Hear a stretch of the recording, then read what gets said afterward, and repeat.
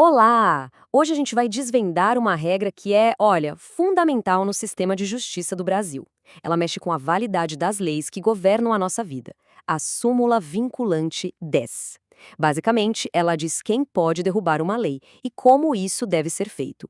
Bora entender como essa regra funciona e por que ela é tão importante para a estabilidade do país.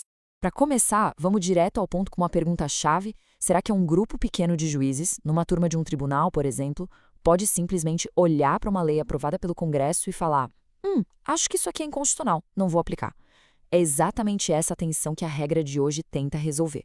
Ok, para entender a súmula 10, primeiro a gente precisa falar da base de tudo, a cláusula de reserva de plenário. Pensa assim, é como se fosse a regra de uma grande empresa.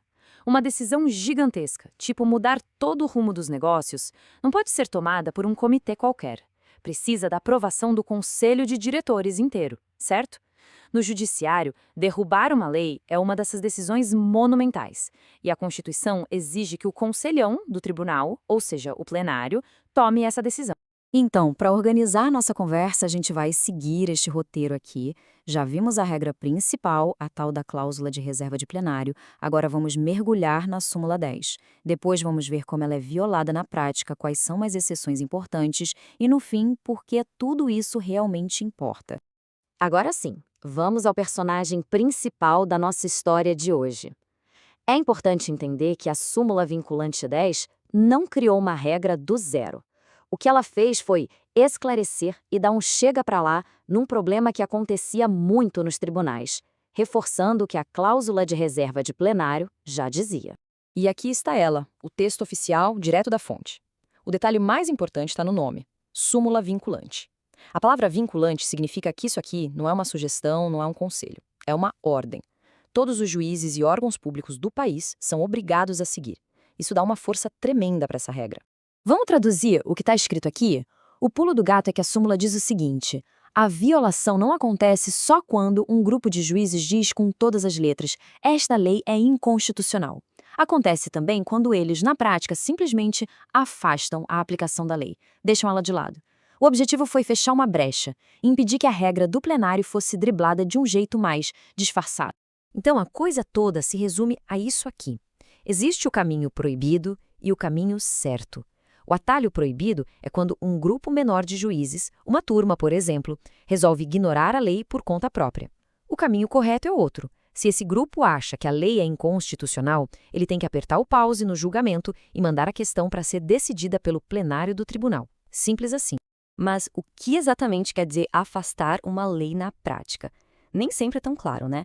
Vamos ver alguns exemplos que a própria jurisprudência, ou seja, as decisões dos tribunais, nos mostram.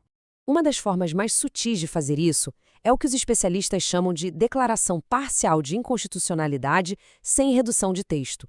O nome é complicado, eu sei, mas a ideia é bem simples. Imagina que o texto da lei continua lá, intacto, nenhuma vírgula é tirada, só que o tribunal dá uma interpretação tão, mas tão restritiva para a lei que ela simplesmente perde o sentido, não serve mais para nada. É como esvaziar o conteúdo de uma garrafa sem quebrar o vidro. É um tipo de veto escondido.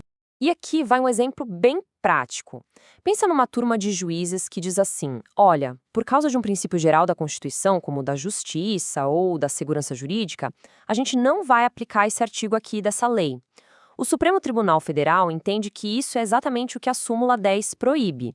É, no fundo, uma declaração de inconstitucionalidade que só não usa esse nome. Ok, mas como quase toda regra no direito, existem exceções. É super importante entender quando essa obrigação de levar a questão para o plenário não existe, para a gente não acabar simplificando demais as coisas. Vamos passar por essas situações. Primeiro, se o STF ou o plenário do próprio tribunal já disse que a lei é inconstitucional, não faz sentido fazer todo o processo de novo, né? Segundo, a regra vale para decisões de grupos de juízes. Se a decisão é de um juiz só, ele não precisa chamar o plenário. Terceiro, uma coisa importante, leis que são de antes da Constituição de 1988. Para elas, a lógica é outra. A gente não diz que elas são inconstitucionais, mas sim que elas não foram recepcionadas pela nova Constituição. E, por fim, a regra também não se aplica a órgãos como as turmas recursais dos juizados especiais, nem para decisões urgentes, as liminares, e nem quando o tribunal está agindo numa função administrativa, tipo organizando um concurso público. E aqui a gente chega na distinção mais delicada, a linha tênue entre interpretar e anular uma lei. O trabalho do juiz é interpretar a lei todo dia, dar um sentido a ela e aplicar nos casos concretos. A linha é cruzada quando essa interpretação é tão radical que ela esvazia a lei por completo, não deixa nenhuma situação em que ela possa ser aplicada. Aí, meu amigo, não é mais interpretação, é a anulação. Para a gente fechar, vamos dar um passo atrás e olhar o quadro geral. Por que o sistema jurídico brasileiro insiste tanto nessa regra? Qual é a grande importância disso tudo? A cláusula de reserva de plenário, que é reforçada pela súmula 10, tem basicamente 3 grandes objetivos. Primeiro, a estabilidade. Imagina o caos se uma turma de um tribunal dissesse que a lei vale e outra turma do mesmo tribunal dissesse que não vale. Viraria uma bagunça. Segundo, o respeito à separação dos poderes.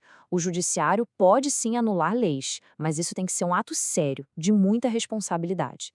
E terceiro, a coerência, para garantir que o tribunal fale com uma voz só sobre a Constituição. No fim das contas, a súmula 10 não é só um detalhe técnico para advogados. Ela é um pilar que sustenta a previsibilidade e a confiança no nosso sistema de leis. E isso afeta a vida de todo mundo. E a gente termina com uma pergunta que fica no ar. A súmula 10 tenta criar uma linha clara, mas essa tensão vai sempre existir. Onde é que termina a interpretação que o juiz pode fazer e onde começa uma reescrita da lei pelo judiciário? Esse é um debate central para a nossa democracia. Obrigado por acompanhar essa análise.